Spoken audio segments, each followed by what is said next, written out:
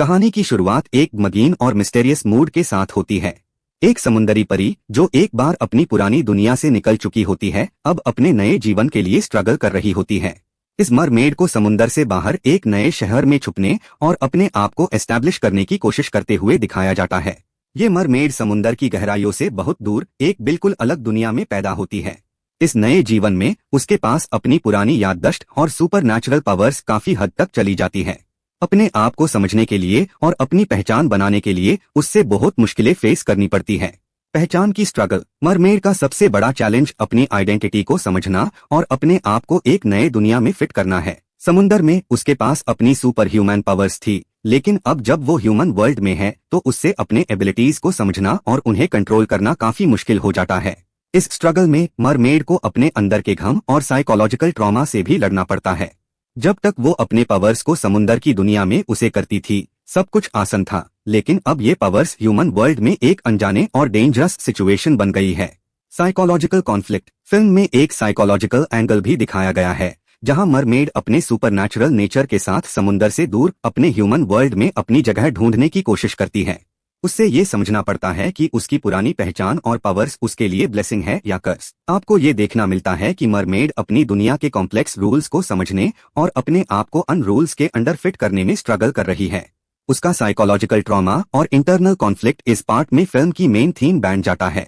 Setting the stage for future conflict. जब mermaid अपनी पहचान को समझने की कोशिश करती है तो इस स्ट्रगल के दौरान वो कुछ ऐसे चीजों का सामना करती है जो उससे अपने अंदर के डार्क साइड्स को समझने पर मजबूर करती है। ये टेंशन फिल्म को हॉरर और थ्रिलर का टोन देती है, जहां मरमेड को अपनी पावर्स और आइडेंटिटी के बीच एक डेंजरस और अनसर्टेन जर्नी का सामना करना पड़ता है। इस पार्ट में एक की एलिमेंट है जो फिल्म की फ्यूचर प्रोग्रेशन को डिफाइन करता है। मरमेड की जर्नी सिर्फ एक एक्सटर्नल स्ट्रगल नहीं है, बल्कि ये एक इंटरनल ट्रांसफॉर्मेशन भी है। ये इंटरनल कॉन्फ्लिक्ट काफी गहरा हो जाता है जब मरमेड अपनी पुरानी समुंदरी दुनिया को याद करती है और अपने नए जीवन में नए चैलेंजेस का सामना करती है। Initial mystery and suspense. Film की शुरुआत में सस्पेंस और मिस्ट्री काफी इंपॉर्टेंट है। हम मरमेड की दुनिया को उसके नजरिए से देखते हैं, जहां हर चीज उसके लिए नई और अनजानी होती है। उसके सुपरनैचुरल एबिलिटीज को समझना और उसके सराउंडिंग्स को अपने लिए सेफ बनाना इसके लिए एक कांस्टेंट चैलेंज है। ये सस्पेंस और मिस्ट्री उससे अपनी असली दुनिया के साथ कनेक्शन बनाने में मदद करता है, लेकिन उसके लिए एक काफी दर्दनाक जर्नी होती है। जब मरमेड समुंदर से बाहर निकाली जाती है तो उसका पहला चैलेंज अपने नए जीवन में एडजस्ट करना होता है। समुंदर की दुनिया में उसके पास अपनी सुपर ह्यूमन पावर्स थी, लेकिन अब जब वो ह्यूमन वर्ल्ड में होती है उससे अपने पावर्स को समझना और कंट्रोल करना पड़ता है। ये उसके लिए काफी मुश्किल हो जाता है, क्योंकि समुंदर के एनवायरनमेंट में जो रूल्स वो अब यहाँ काम नहीं करते। उससे अपने इमोशंस और एक्शंस को ज्यादा कंट्रोल करना पड़ता है और एक तरह से वो अपने इंस्टिंक्ट्स को सप्रेस करने की कोशिश करती है। ये स्ट्रगल उसके कैरेक्टर को डीपली अफेक्ट करता है। समुंदर की दुनिया में मरमेड अपनी आइडेंटिटी के साथ एक नेचुरल कनेक्शन महसूस करती थी, लेकिन अब ह्यूमन सोसाइटी में उससे अपने पुराने जीवन से अलग करना पड़ता है।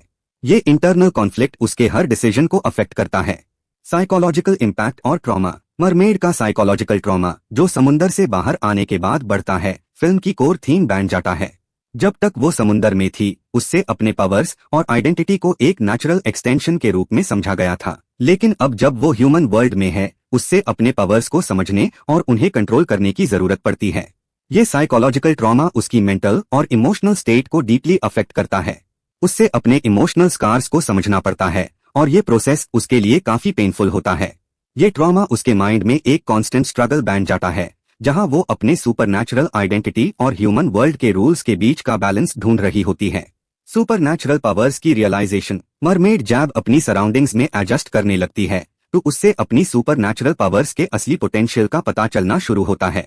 समुंदर में उसके पास पावरफुल एबिलिटीज थी जो उसके सर्वाइवल और हंटिंग के लिए काफी थी, लेकिन ह्यूमन वर्ल्ड में ये पावर्स काफी डेंजरस हो सकती है अगर उन्हें कंट्रोल नहीं किया जाए। इस रियलाइजेशन के साथ मरमेड को अपने पावर्स को एक नए तरीके से समझना पड़ता है ताकि वो उसे अपनी पर्सनल सर्वाइवल और इमोशनल हीलिंग के लिए कर सके। उससे ये समझना पड़ता है कि ये पावर्स सिर्फ उसके लिए एक गिफ्ट नहीं है, बल्कि एक कर्स भी है।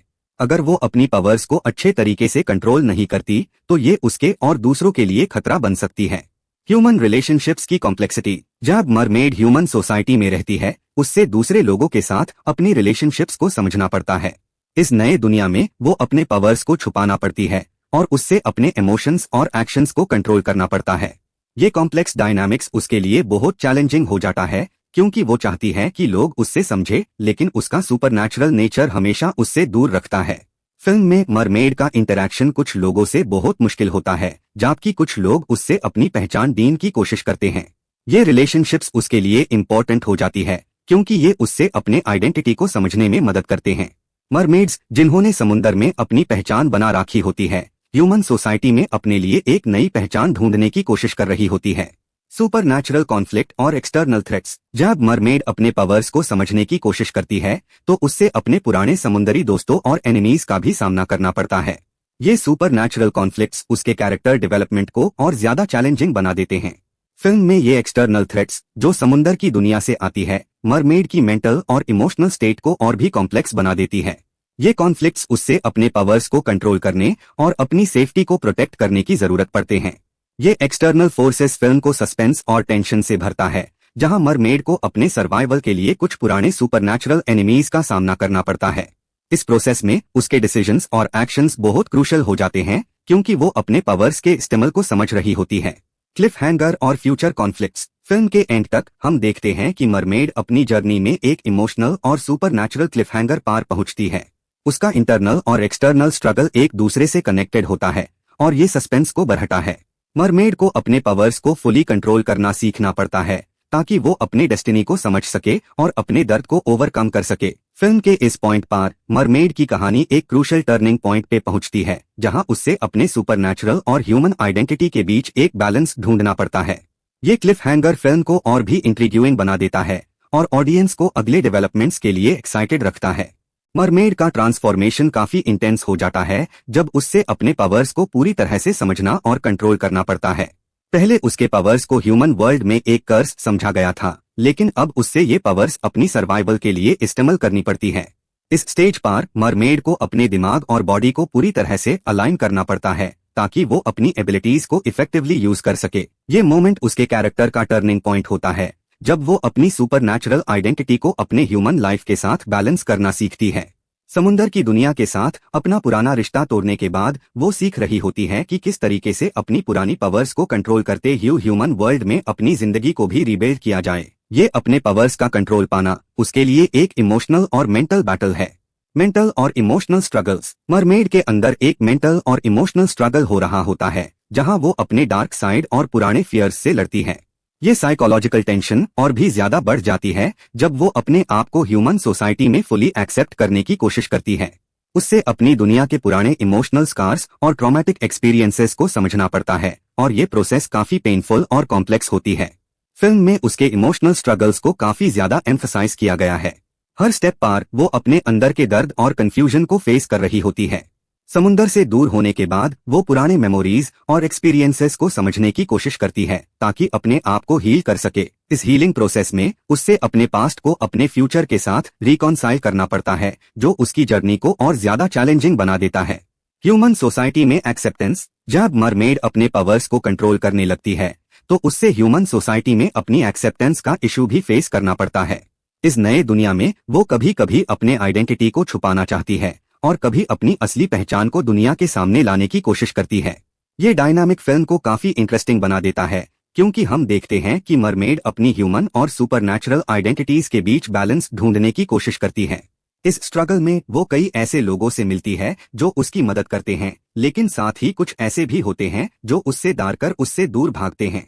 ये कॉन्ट्रास्ट उसके कैरेक्टर डेवलपमेंट को शोकेस करता है और उससे अपने आप को समझने और अपनी जगह ढूंढने में मदद करता है।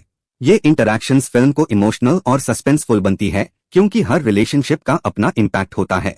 सुपरनैचुरल फोर्सेस की रिटर्न। फिल्म में जब मरमेड अपनी पावर्स को समझने लगती है और ह्यूमन सोसाइटी में एडजस्ट करने की कोशिश करती है, तब एक सुपरनैचुरल थ्रेट उसके सामने आता है। ये एक्सटर्नल फोर्सेस जो समुद्र से वापस आती है, मरमेड के लिए काफी डेंजरस हो जाती है। ये फोर्सेस उसके पास्ट से जुड़ी होती है और उससे अपनी पुरानी दुनिया के साथ फेस ऑफ करना पड़ता है। ये सुपरनैचुरल थ्रेट फिल्म में एक सस्पेंसफुल मोमेंट क्रिएट करता है, जहां मरमेड को अपने पुराने फियर्स और पावर्स से लड़ाई करनी पड़ती है। ये मोमेंट फिल्म को थ्रिलर और हॉरर एलिमेंट्स से भर देता है और मरमेड के कैरेक्टर को अपने सर्वाइवल के लिए एक और टफ चैलेंज फेस करने पर मजबूर करता है। ये एक्सटर्नल थ्रेट उसकी जर्नी को ज्यादा कॉम्प्लिकेटेड बना देता है। इनर कॉन्फ्लिक्ट और ट्रांसफॉर्मेशन। जब मरमेड अपने पावर्स और आइडेंटिटी को समझ रही होती है तो वो अपने इनर कॉन्फ्लिक्ट को भी फेस करती है। उससे अपने पावर्स को सिर्फ सर्वाइवल के लिए नहीं बल्कि उसे अपनी इनर हीलिंग और ट्रांसफॉर्मेशन के लिए भी करना पड़ता है। ये इमोशनल और मेंटल जर्नी उसके लिए काफी पूरी तरह से ट्रांसफॉर्मेटिव होती है। उससे अपनी इमोशनल पेन को हील करना पड़ता है और साथ ही अपने सुपरनैचुरल पावर्स को अपने न्यू लाइफ में इंटीग्रेट करना होता है। ये ट्रांसफॉर्मेशन मरमेड के लिए एक चैलेंजिंग प्रोसेस होता है जिसमें वो अपने पुराने फियर्स को समझकर उन्हें ओवरकम करती है। इस ट्रांसफॉर्मेशन के दौरान उसकी इंटरनल ग्रोथ और इमोशनल हीलिंग काफी सिग्निफिकेंट होती है। ये प्रोसेस उसके लिए अपनी आइडेंटिटी को समझने और अपने दर्द को दूर करने का एक तरीका बन जाता है। क्लाइमैक्स और कंक्लूजन। फिल्म के क्लाइमैक्स तक मरमेड अपने पावर्स और आइडेंटिटी के साथ एक डिसाइसिव मोमेंट तक पहुंचती है। उससे अपने सुपरनैचुरल एबिलिटीज को कंट्रोल करते हुए अपनी जिंदगी का अल्टीमेट चैलेंज फेस करना पड़ता है। ये मोमेंट फिल्म के लिए पिवटल होता है जहां मरमेड को अपने पास्ट, प्रेजेंट और फ्यूचर के बीच का बैलेंस ढूंढना पड़ता है। ये प्रोसेस उसके लिए एक अल्टीमेट टेस्ट होता है जिसमें उससे अपने पावर्स का असली पोटेंशियल समझना पड़ता है। फिल्म का कंक्लूजन एक इमोशनल और सुपरनैचुरल रेजोल्यूशन पार होता है जहां मरमेड अपने जर्नी को खत्म करते हुए अपनी आइडेंटिटी और अपने पावर्स को एक्सेप्ट करती है। ये एंड मरमेड के ट्रांसफॉर्मेशन और इमोशनल ग्रोथ को शोकेस करता है। फिल्म के लास्ट स्टेज में मरमेड अपनी पावर्स को एक नई लेवल पार कंट्रोल कर पाती है। जब तक वो अपने पावर्स को समझने और कंट्रोल करने की कोशिश कर रही थी, अब तक काफी ट्रांसफॉर्मेशन हो चुकी होती है। अब उसके पास अपने सुपरनैचुरल एबिलिटीज को फुली हार्नेस करने का पावर होता है और उससे ये रियलाइजेशन होती है कि इन पावर्स का असली पोटेंशियल तभी दिखाई देगा जब वो अपने इमोशनल और साइकोलॉजिकल ट्रॉमा को पूरी तरह से हील कर सकेगी। इस फाइनल स्टेज तक मरमेड का कैरेक्टर काफी डीप और डेवलप्ड हो चुका होता है। वो अपने पास्ट से, अपनी पुरानी जिंदगी से और अपने इमोशनल बैगेज से फ्री हो जाती है। ये एक फाइनल क्लोजर है जहां वो अपने पावर्स को एक पॉजिटिव और कंस्ट्रक्टिव तरीके से उसे करने का डिसीजन लेती है। एक्सटर्नल थ्रेट्स की लास्ट बैटल। फिल्म का मेजर एक्सटर्नल कॉन्फ्लिक्ट टैब रिजॉल्व होता है जब मरमेड को अपने पुराने सुपरनैचुरल एनिमीज का सामना करना पड़ता है। समुंदर से आई हुई ये फोर्सेस उसके लिए काफी डेंजरस होती है, लेकिन मरमेड अब अपनी फुल पावर के साथ उनका सामना करने के लिए तैयार होती है। ये बैटल फिल्म का क्लाइमैक्स होता है जहां मरमेड अपनी पावर्स को कंट्रोल करते हुए अपने सुपरनैचुरल एनिमीज को डिफीट करती है। इस बैटल में मरमेड अपने पुराने फियर्स और इनसिक्योरिटीज को भी फेस करती है। ये मोमेंट उसकी इनर ग्रोथ और स्ट्रेंथ को शोकेस करता है। इस मोमेंट में मरमेड अपनी पास्ट मिस्टेक्स, ट्रॉमास और फियर्स को समझकर उन्हें अपने विक्ट्री के लिए एक स्ट्रेंथ बना लेती है। इमोशनल रेजोल्यूशन और हीलिंग। क्लाइमैक्स के बाद फिल्म का एक इमोशनल रेजोल्यूशन होता है। मरमेड अपने पुराने दर्द को, अपनी फियर्स को और अपनी पास्ट आइडेंटिटी को पूरी तरह से समझकर अपने इमोशनल स्कार्स को हील करती है। ये हीलिंग प्रोसेस, जो पहले फिल्म में काफी कॉम्प्लिकेटेड और इंटेंस था, अब कंप्लीट हो जाता है। उससे अपनी आइडेंटिटी को एक्सेप्ट करना पड़ता है, अपनी सुपरनैचुरल और ह्यूमन दोनों एस्पेक्ट्स को, और इस प्रोसेस में वो अपनी असली सेल्फ को एम्ब्रेस करती है। फिल्म का एंड एक इमोशनल क्लोजर देता है जहां मरमेड अपने आप को अपने पास्ट और प्रेजेंट के बीच एक बैलेंस्ड वे में देख पाती है। उसका कैरेक्टर एक स्ट्रॉन्ग और एम्पावर्ड इंडिविजुअल बन चुका होता है। वो अब अपने पावर्स को सिर्फ सर्वाइवल के लिए नहीं बल्कि अपने पर्सनल ग्रोथ और सेल्फ एक्सेप्टेंस के लिए उसे करती है। फाइनल रियलाइजेशन और कंक्लूजन। फिल्म का फाइनल मोमेंट एक रियलाइजेशन पार होता है। मरमेड समझ पाती है कि उसकी जर्नी, जो पहले एक स्ट्रगल लग रही थी, अब एक कंप्लीट साइकिल बन गई है। उसने अपने पावर्स को समझा, अपने इमोशनल ट्रॉमा को हील किया और अपने सुपरनैचुरल आइडेंटिटी को ह्यूमन वर्ल्ड में इंटीग्रेट कर लिया। अब वो अपने पास्ट और फ्यूचर के बीच एक बैलेंस ढूंढ पाती है जो उससे अपने रियल पर्पस को समझने में मदद करता है।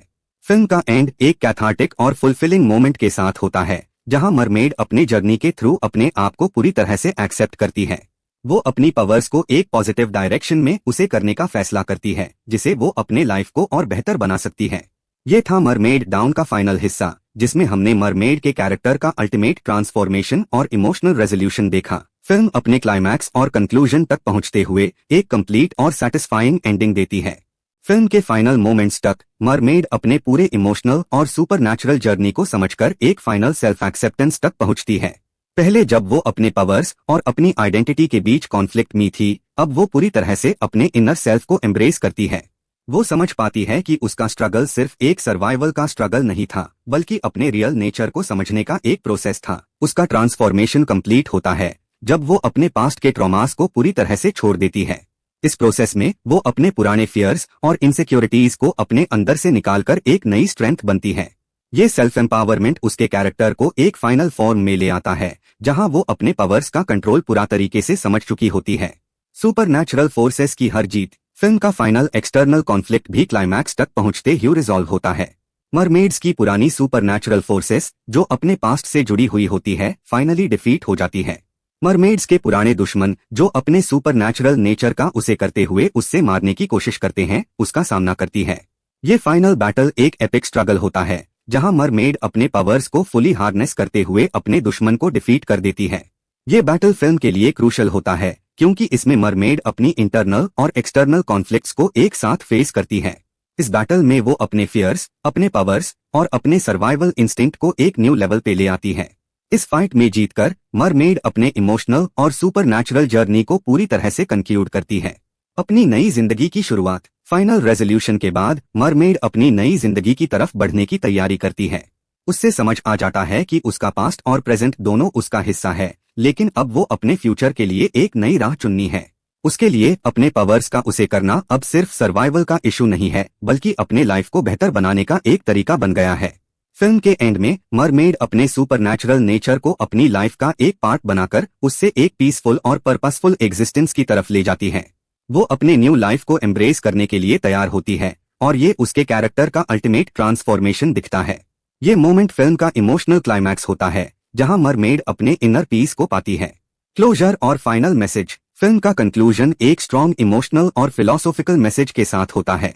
मरमेड की कहानी ना सिर्फ सुपरनैचुरल पावर्स और बैटल्स की कहानी थी, बल्कि अपने आप को समझने, अपनी इमोशनल ट्रॉमास को हील करने और अपने ट्रू सेल्फ को एक्सेप्ट करने की कहानी थी। फाइनल क्लोजर में फिल्म ये दिखाती है कि कोई भी क्रीचर, चाहे वो मरमेड हो या इंसान, अपनी जर्नी के दौरान अपनी आइडेंटिटी को समझने और अपने ट्रू सेल्फ को एम्ब्रेस करने का एक प्रोसेस एक्सपीरियंस करता है।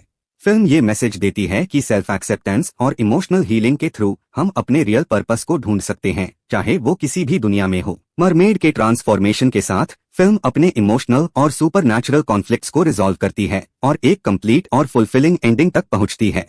इस फाइनल रेजोल्यूशन के बाद मरमेड अपनी जिंदगी को एक न्यू डायरेक्शन में ले जाती है, जहां वो अपने पावर्स का उसे करते हुए अपनी लाइफ को एक नई दिशा दे सकती है।